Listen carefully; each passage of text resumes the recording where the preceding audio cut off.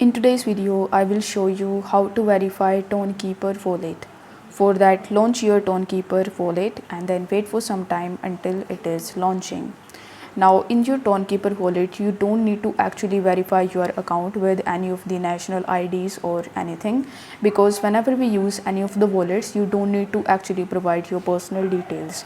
But whenever you create your account on the Tonkeeper Wallet, the first thing that you need to do is to simply copy your backup key and keep it somewhere safe, and do not share that backup key with anyone, because if you share it with anyone, then there might be a possibility that you lost your Tonkeeper Wallet data. So in order to back it up, tap on the gear icon in the top right hand corner and tap on backup. After that, select the backup manually option and it will show you your backup key.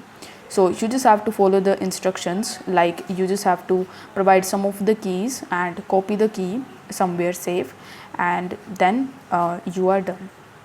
So thank you so much for watching.